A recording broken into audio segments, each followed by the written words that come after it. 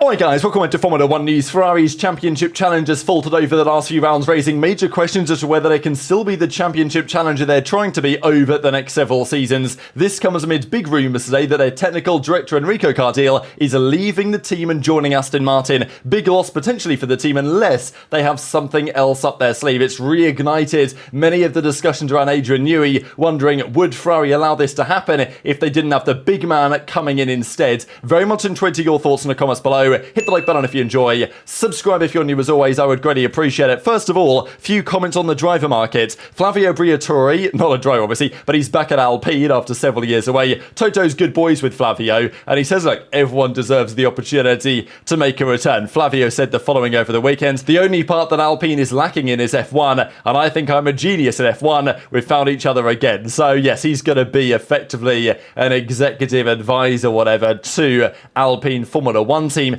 Look, the last time Flavio was in Formula 1 was a long time ago, and despite a very controversial past and even present to some extent, does he know a thing or two about how to execute and get results? You would think yes, but you can also argue that Formula 1 is in a rather different place to where it was 15, 20 years ago, but we'll see what he comes up with. Rumour has it he's actually pushing quite hard for Carlos Sainz to go to Alpine, and since Flavio's come in, he said, hey, if we can get in on the race to sign Sainz, we should try and do that. Of course, they're getting rid of Ocon. They don't know who the replacement's going to be right now. They've talked about the fact that, yeah, pace is good. We actually just want someone who's professional. That would be nice. I'm not gonna lie, if you thought Gasly Ocon was pretty spicy, which it was, I think Gasly and Sainz would also be pretty spicy if that was a partnership, to be fair. But all of a sudden, Alpine is now a contender, which is interesting just because I thought, to be honest, they were a contender or at least in consideration a while ago. I'm not really sure that it's like, oh wow, they've now come into the race, because to be honest, I thought that Sainz's deal was basically already done. We're pretty sure he was going to go to Williams. But if you take Sainz's word at face value, he hasn't signed a contract yet. Over the weekend, he said that he effectively has, two unsigned contracts in front of him from Williams and Audi, and he's got to make his mind up.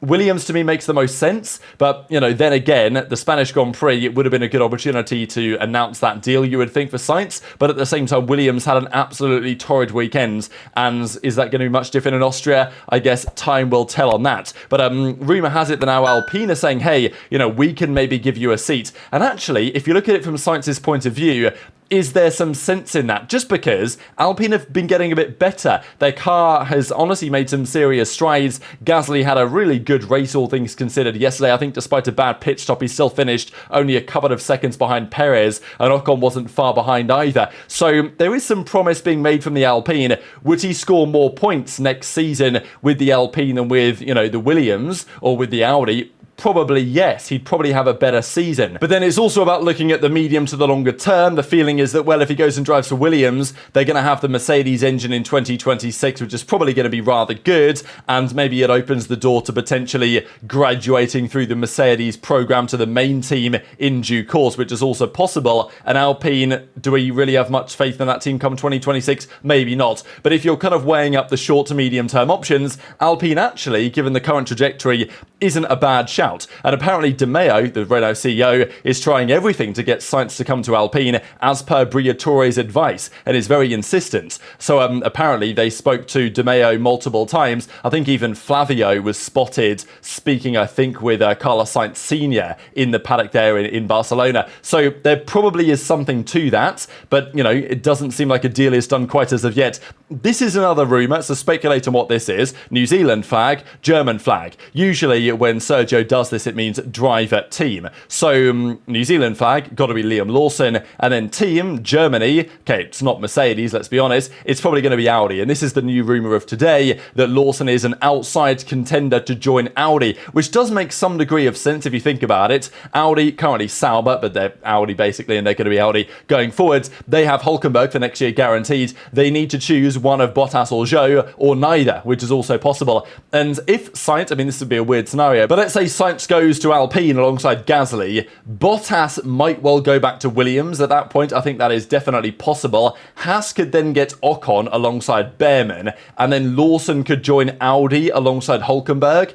You know, I'm just drawing it up like that in my head. And honestly, that isn't bad for either party, I don't think. Now, multiple options are available here. Lawson also is in consideration for Red Bull. And I think a decision's got to be made on this kind of soon, because Red Bull have to say, okay, we're going to drop Ricciardo or we're not. Like, that is the decision. And if Horner has won the power struggle, as it seems like he has, I think they're going to keep Ricciardo on. So that would mean that Lawson doesn't have anywhere to go, but at least he would have a drive in F1, because I think Lawson on his performance last year certainly deserves a drive in F1. Otherwise, Lawson's going to look at Behrman, he's going to look at Antonelli and saying, how come they're getting drives and I'm not, given the fact that I actually did it in F1 for a fair few Grand Prix and was very impressive in the kind of stints that he had in Ricciardo's car. So if Red Bull say no, I think Audi would probably be wise to sign him alongside Hülkenberg. I don't mind that driver lineup at all, actually. I think it's rather good. Logan Sargent knows he's gone, by the way, and therefore he has been in conversation for some time with potentially moving to IndyCar.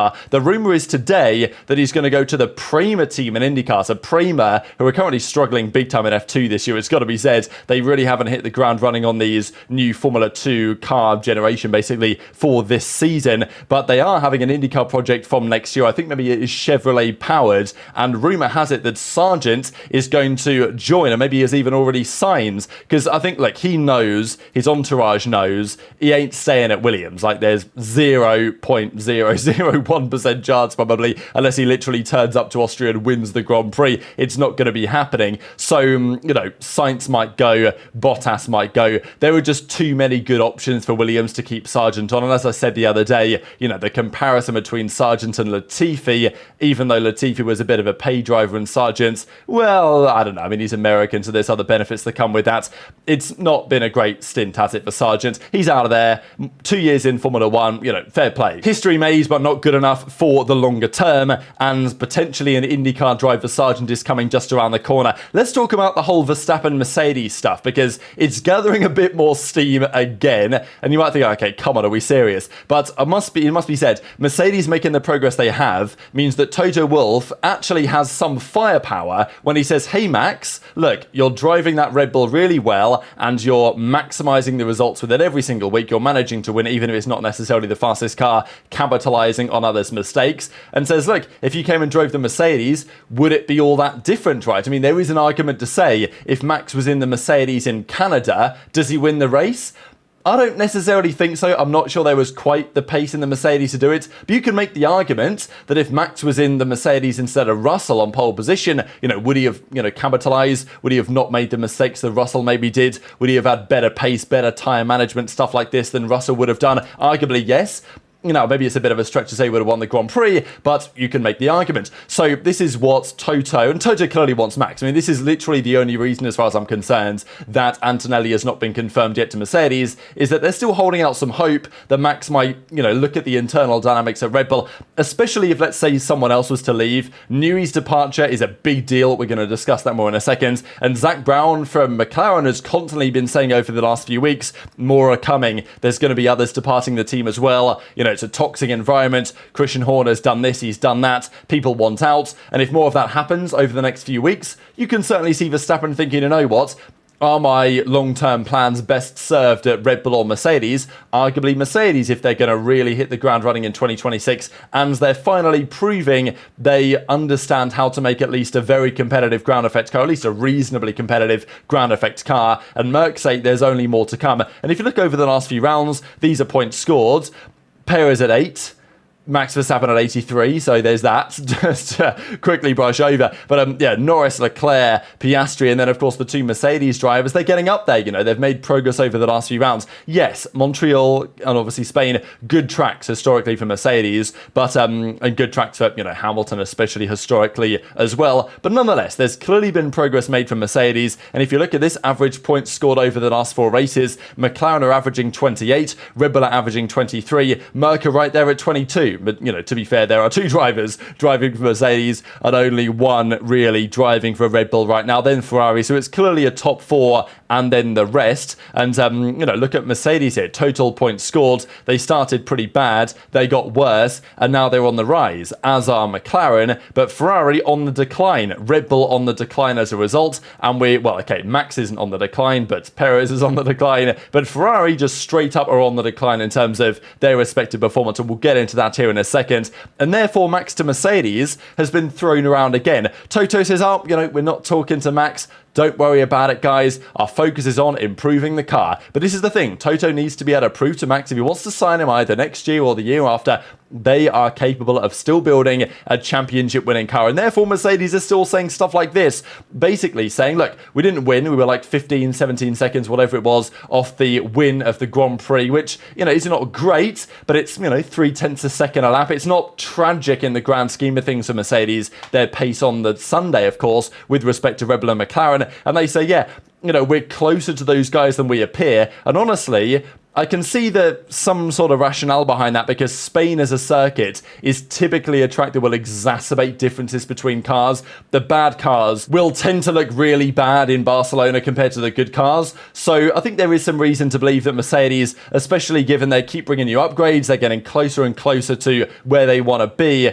They can make the case to Max right now. And even the CEO of Mercedes-Benz says this: the best driver wants the best car. It is our job to get together the best package. The cards will be reshuffled in 2026. That is a chance, so who knows? I think Max would look good in silver. No? So, they can't stop talking about it, can they? Mercedes cannot stop talking about it. Whether it's going to happen or not, I don't know. But Verstappen has been making quite clear over the last couple of weekends that he thinks he's the one making the difference. And it's good to see, some evidence. Not evidence. Everyone knows Max is good, but the last few races have really shown the class that Max has. He's not just winning by 20-30 seconds, not even trying, and you don't get to see it. The fact that he's having to fight for the victories, he's more energized after the victories. It's good to see, right? He's hugging the team, is excited about winning again, because the wins for the last couple of years were coming so easy that he was just getting bored. He's got to work for it. He's got to fight hard. He's got to make the moves when it counts. He's got to execute. He's got to manage the tires, because he's got to potentially keep a faster car behind. And obviously, if Norris doesn't have the poorer start than Verstappen did,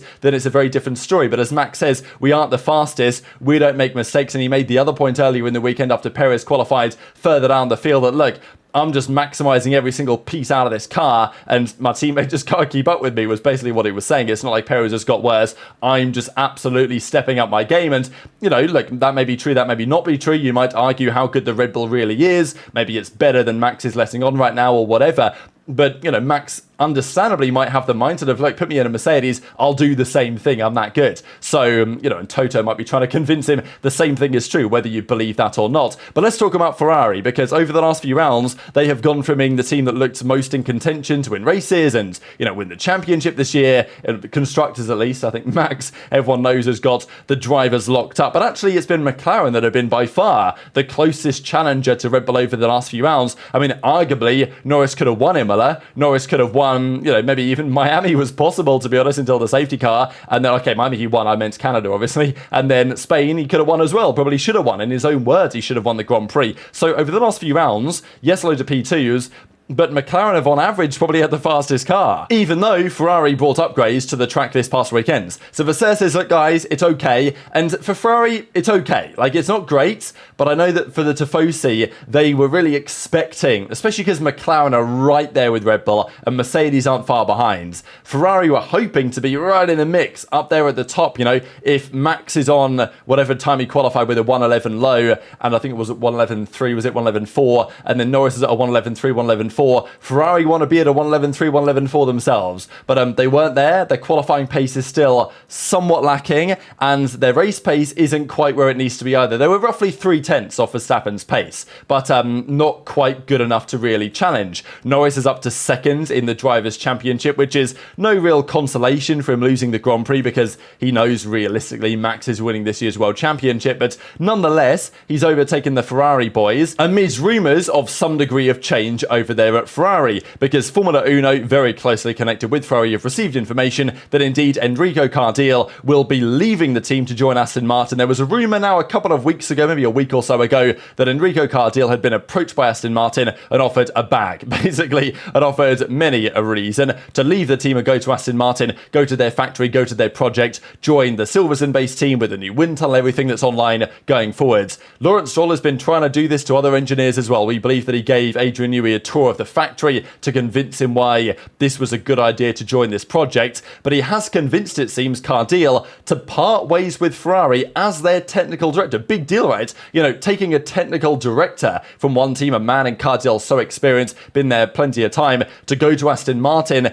That's a pretty big scoop, not gonna lie, from Aston Martin to pull this off, and on paper, obviously weakens the team at Ferrari. My feeling is, though, that given how well Ferrari have managed the situation over the last year or so, effectively since Vasseurs taken charge, with bringing in new personnel to the team, signing Lewis Hamilton, making all the acquisitions they've made, I think this is potentially part of the plan to some degree for Ferrari, that, you know, maybe this is a bit of a setback, but it's not like they don't have an alternative situation. There were rumours as well that Cardile has been given effectively, or at least is offered, the team principal role at Aston Martin. We'll see if that comes true, but then Mike Crack would be making way for potentially Cardile. But, you know, is that the best idea? Because we've seen what happened with Mattia Binotto, better engineer than team principal, and maybe the same could be true for Cardile. But yes, so this means Cardile is gone, and Loic Serra, this man here on the left-hand side, former Mercedes man, reportedly very closely aligned with Lewis Hamilton in his concerns about the 22 and 23 Mercedes that are now starting to get resolved. Serra left Mercedes a few weeks ago now and is joining Ferrari from, I believe, October this year, who will then take over as, you know, the technical director. So this honestly could be part of the plan in some sense, but I think that honestly from all sides it's a very interesting development that Serra is going to be taken over as the technical director at Maranello, formerly a very important piece of the puzzle over there at Mercedes, then designing chiefly, in some sense, the cars that Hamilton will be driving next year and the year after. The question, of course, is, can this be Newey related to some degree? Would Ferrari have allowed this to happen if they weren't rather confident that Newey was going to go as well? Or does this mean that Aston Martin are a very attractive prospect, and therefore not just will Cardile go, but potentially Newey may go as well? Aston are still in talks with Newey as well, according to rumours, but look, it's been reported multiple times over the last month or so that Newey to Ferrari is basically a done deal. It's only a matter of time until we hear more about it. But so the rumour is that Ferrari are saying, or at least the rumour is that Ferrari are saying, this is nothing to do with Newey, it's just, you know, a process that takes place. But if you're Vasseur, if you're Elkan, would you look at Cardile's potential departure? Because obviously Cardile's going to say, hey, I've got this offer from Aston, they're saying this, they want to offer me this, what can you guys do? And if they really felt like they needed him to stay, you know, they could potentially offer him something so that he was compelled to turn down the Aston move. But maybe Ferrari are like, okay, you know what? That's fine, you can depart, it's been a good time, they're offering you an absolute bag, we can't really afford that, and we're spending all our money on Adrian Newey as well, and therefore if Newey was to come through, then it's like, okay, like, thanks for doing business, Cardile, but you know, we've got, you know, the top dog coming in to sort out the team. And to be fair, there is always questions with Newey, how many cooks you want in the kitchen. If you've got Newey and Serra and Cardile, you know, you can argue that while on paper that team is obviously incredibly talented, and of course they are, maybe three heads potentially clashing on certain issues might not be the best. And Vasseur has even said this himself. What's important is the quality of the technical structure, not exactly the quantity, if you know what I mean. So instead of just hiring guys that are really smart, it's about, okay, how do they work best together? How do we fit Newey into the structure if we wanted to? And maybe to best fit Newey in, someone maybe had to go, at least to make sure that it's going to work more harmoniously than it otherwise may. And therefore, maybe the Cardile departure is actually not part of the plan precisely, but at least potentially could work out for Ferrari. So this was on the 17th of May, over a month ago now, where Daily Mail said Newey's already signed with Ferrari, 15 million a year. We then got this last week, I think, you know, okay, okay, zero speculation. Okay, zero confirmation, pure speculation at the moment. This is, a couple of weeks ago now, 12th of July, the Newey signs. It's a $105 million deal working with the Scuderia. So who knows, really? We hear these rumours all the time. But it's got to be said that today's announcement, or at least today's rumours around the future of Ferrari's technical director, have stirred the pot when it comes down to Newey potentially joining the team in the near future. But very much intrigued to your thoughts in the comments below. Just a pretty crazy stat to mention as well. In the last 2 years, 1-2 finishes, Perez and Max have had 9 1-2 finishes. Max and Lando have had 10 1-2 finishes, and that is with basically half a season of the McLaren being an absolute tractor at the start of last year, and then we're only half a season into this year. So, I think that says something about the current state of Formula 1 and Red Bull, but very much intrigued to your thoughts on all this stuff in the comment section below. Hit the like button if you enjoyed, subscribe if you're new, take care, and I'll see you next time.